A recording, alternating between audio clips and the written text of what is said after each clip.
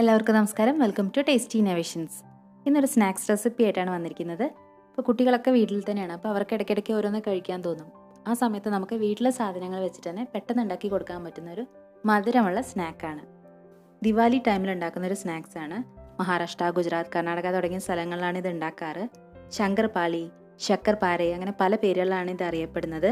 അപ്പോൾ നമുക്കിത് എങ്ങനെയാണ് ചെയ്യാൻ നോക്കാം. അതിൻ്റെ മുന്നേ ആദ്യമായിട്ടാണ് നിങ്ങൾ ഈ ചാനൽ കാണുന്നുണ്ടെങ്കിൽ പ്ലീസ് സബ്സ്ക്രൈബ്, തൊട്ടടുത്തുള്ള ബെല്ലൈക്കൺ അമർത്തി ഓൾന്ന് പ്രസ് ചെയ്യുക. നമുക്കിനി വീഡിയോയിലേക്ക് പോവാം. ഞാനിവിടെ ഒരു ബൗൾ എടുത്തിട്ടുണ്ട്. അതിലേക്ക് 1 കപ്പ് മൈദ ചേർത്ത് കൊടുക്കുകയാണ്. അപ്പോൾ മൈദ നിങ്ങൾക്ക് ഇഷ്ടമല്ലെങ്കിൽ പകരം ആട്ടയും ചേർക്കാം, പക്ഷെ മൈദ ആയിരിക്കും കുറച്ചുകൂടി ടേസ്റ്റ് ഉണ്ടാവുക. പിന്നെ അതിലേക്ക് 2 ടേബിൾ സ്പൂണോളം പാൽപ്പൊടി ചേർത്ത് കൊടുക്കുകയാണ്. പിന്നെ നമ്മൾ ചേർക്കുന്നത് ഉപ്പാണ്, ഒരു 1/4 ടീസ്പൂണോളം ഉപ്പ്. ഇത് അധികം മധുരമില്ലാത്തൊരു സ്നാക്കാണ്, ചെറിയൊരു മധുരം ഇതിനുണ്ടാവുള്ളൂ. അത് ബാലൻസ് ചെയ്യാൻ വേണ്ടിയിട്ടാണ് ഉപ്പ് ചേർക്കുന്നത്. പിന്നെ അതിലേക്ക് ചേർക്കുന്നത് എള്ളാണ്, കറുത്ത എള്ള ഒരു 1/4 ടീസ്പൂണോളം. ഇതൊരു നിർബന്ധമില്ല, ഇത് ഞാൻ ചേർത്തു എന്നേ ഉള്ളൂ. പിന്നെ ഇതെല്ലാം കൂടി ചേർത്തിട്ട് നന്നായിട്ട് മിക്സ് ചെയ്തെടുക്കാം.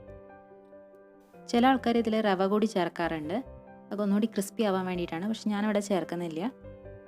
ഇനി ഇതെല്ലാം കൂടി നന്നായിട്ട് മിക്സ് ചെയ്ത് നമുക്ക് വെക്കാം. ഞാനിവിടെ ഒരു 1/4 കപ്പ് പാലെടുത്ത് വെച്ചിട്ടുണ്ട്. അതിലേക്ക് നമ്മൾ 2 ടേബിൾ സ്പൂണോളം പഞ്ചസാര ചേർത്ത് കൊടുക്കുകയാണ്. എന്നിട്ട് നന്നായിട്ട് മിക്സ് ചെയ്യാം. പഞ്ചസാര മുഴുവൻ അലിഞ്ഞ് പാലിൽ ചേരണം, അതുവരെ നമുക്ക് മിക്സ് ചെയ്ത് കൊടുക്കാം. പഞ്ചസാര നന്നായിട്ട് അലിഞ്ഞ് വന്നിട്ടുണ്ട്. ഇനി നമ്മൾ ചെയ്യുന്നത് ഒരു 3 ടേബിൾ സ്പൂണോളം നെയ്യ് എടുത്ത് വെച്ചിട്ടുണ്ട്. അപ്പോൾ നമ്മൾ നേരത്തെ മിക്സ് ചെയ്ത പാല് ഇതിലേക്ക് ഒഴിച്ച് കൊടുത്തിട്ട് നെയ്യും പാലും കൂടി നന്നായിട്ട് മിക്സ് ചെയ്തെടുക്കാം. പിന്നെ നിങ്ങൾക്ക് നെയ്യിൻ്റെ ഫ്ലേവർ ഇഷ്ടമല്ല വെച്ചാൽ പകരം എണ്ണ ഉപയോഗിക്കാം. സൺഫ്ലവർ ഓയിൽ ഉപയോഗിച്ചാൽ മതി, വെളിച്ചെണ്ണ ഉപയോഗിക്കരുത്, കാരണം വെളിച്ചെണ്ണ ഉപയോഗിച്ചാൽ ടേസ്റ്റ് ഉണ്ടാവില്ല. ഇനി നമ്മൾ നേരത്തെ തയ്യാറാക്കി വെച്ച മൈദ മിക്സിലേക്ക് നമ്മൾ ഇപ്പോൾ തയ്യാറാക്കിയ പാലിൻ്റെയും നെയ്യിൻ്റെയും മിക്സ് കുറച്ച് കുറച്ചായി ചേർത്ത് കൊടുത്തിട്ട് നന്നായിട്ട് കുഴച്ചെടുക്കണം. ഒരു കട്ടിയുള്ള ഡോ ആയിട്ട് നമ്മൾ കുഴച്ചെടുക്കുകയാണ് ചെയ്യുന്നത്. അപ്പോൾ നമ്മൾ നോക്കിയിട്ട് ഒഴിച്ചു കൊടുത്താൽ മതി, ഒന്നിച്ച് എല്ലാം കൂടി ഒഴിച്ചു കൊടുക്കണ്ട. പതുക്കെ പതുക്കെ കുറച്ച് കുറച്ചായിട്ട് ഒഴിച്ച് കട്ടിയാക്കി എടുക്കാം. എന്നിട്ട് നന്നായിട്ട് കുഴച്ചെടുക്കാം. ഇപ്പോൾ എല്ലാം നമ്മൾ ഒഴിച്ചു കഴിഞ്ഞു. ഇനി നന്നായിട്ട് ഒന്ന് കുഴച്ചെടുക്കാം. അപ്പോൾ അത് കുഴച്ചെടുത്തിട്ടുണ്ട്. ഇനി ഇത് നമ്മളൊരു നനഞ്ഞ തുണി കൊണ്ട് മൂടിയിട്ട് ഒരു 15 മിനിറ്റ് ഒന്ന് റെസ്റ്റ് ചെയ്യാൻ വയ്ക്കാം. 15 മിനിറ്റ് കഴിഞ്ഞു. ആ മാവ് ഇനി നമുക്ക് ഒന്നും കൂടി ഒന്ന് കുഴച്ചെടുക്കാം.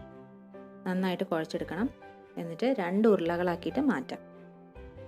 ആ മാവ് 2 ഉരുളകളായി മാറ്റിയതാണ്. ഇനി അത് നമുക്കൊന്ന് പരത്തിയെടുക്കാം.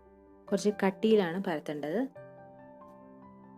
നല്ല വട്ടത്തിൽ കുറച്ച് കട്ടിയുള്ള രീതിയിൽ വേണം. ഒരു ചപ്പാത്തി പോലെ തന്നെ നമുക്ക് പരത്തിയെടുക്കണം. പക്ഷേ ചപ്പാത്തിയുടെ പോലെ കനം കുറയരുത്, നല്ല കനത്തിൽ വേണം നമ്മൾ പരത്തിയെടുക്കാൻ. മാവ് നല്ല കട്ടിയിൽ പരത്തിയെടുത്തിട്ടുണ്ട്. ഇനി നമ്മളിത് നീളത്തിൽ മുറിക്കാൻ പോവുകയാണ്.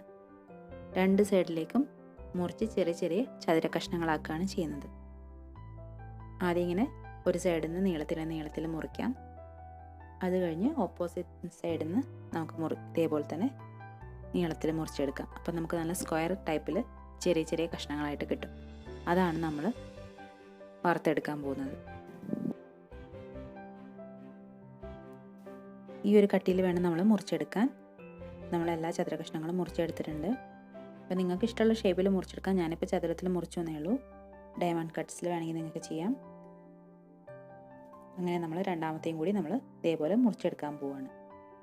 നമ്മളിപ്പോൾ മാവെല്ലാം നല്ല ചതുര കഷ്ണങ്ങളായിട്ട് മുറിച്ച് വെച്ചിട്ടുണ്ട്. ഇനി ഇത് നമ്മൾ ഫ്രൈ ചെയ്യാൻ പോവുകയാണ്. അപ്പോൾ നമ്മളിവിടെ ഒരു പാൻ വെച്ചിട്ടുണ്ട്. അതിലേക്ക് എണ്ണ ഒഴിച്ച് കൊടുക്കുകയാണ്.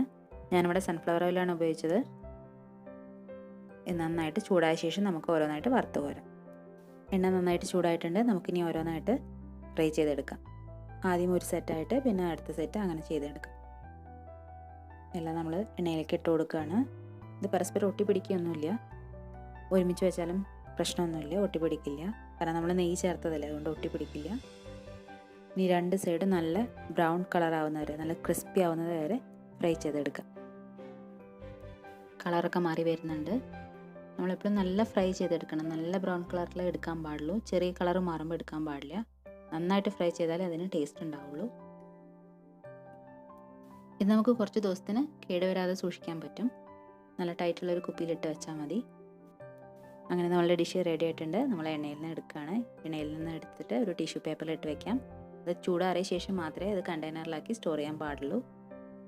അപ്പോൾ ഈ റെസിപ്പി നിങ്ങൾക്ക് ഇഷ്ടപ്പെട്ടു എന്ന് വിചാരിക്കുന്നു. ഇഷ്ടപ്പെട്ടിട്ടുണ്ടെങ്കിൽ തീർച്ചയായിട്ടും ട്രൈ ചെയ്ത് നോക്കുക. നിങ്ങളുടെ അഭിപ്രായം അറിയിക്കുക.